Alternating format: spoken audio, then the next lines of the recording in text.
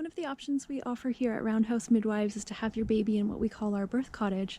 This video is for a virtual tour of the cottage, so let's go inside. Here we are inside the cottage. This is how it looks when nothing's been set up, it's just a regular room. This is an important distinction so that people know that this is not a birth center.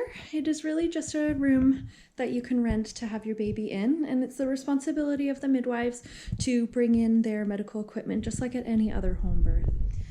We'd like to show you what a typical home birth equipment setup is like. In this case, we've got it laid out much more obviously than we would in person, but everything is on display so that we can give a much more in-depth tour. Here we have some PPE, which the midwives will be using at the actual delivery, including mask, gowning, and eye coverage. We carry sterile and non-sterile gloves, depending on the procedure that we need to do. For monitoring fetal heart rate, we follow SOGC guidelines for what we call intermittent auscultation. This means using a Doppler with ultrasound gel to listen to the fetal heart rate about every 15 to 30 minutes and more frequently during the pushing phase. We have maternal blood pressure cuff and stethoscope to be monitoring vital signs, as well as thermometer. Here we have a medication kit. Everyone's looks a little bit different, but we are all required to carry the same medications. We have hemorrhage medications, oxytocin, ergonavine, and misoprostol, as well as a variety of sizes of syringes for injecting medication. Here's some of the equipment for the actual delivery. We've got instruments that are provided to us by the hospital, which is where we also drop them off for reprocessing. So we carry birth equipment, instruments. We also carry suturing instruments, suture material, and injectable lidocaine.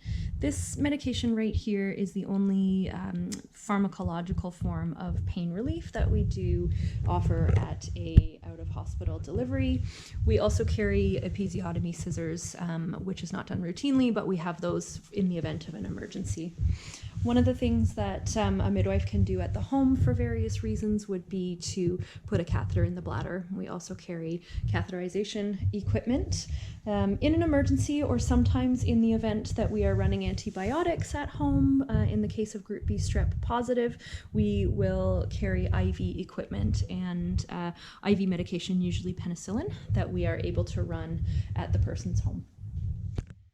Midwives also carry oxygen tanks in the event that we need to provide supplemental oxygen to the newborn. If they're not breathing very well at birth, then we would connect that to our artificial bag and mask here, and we would breathe for them until they are able to take over respirations on their own.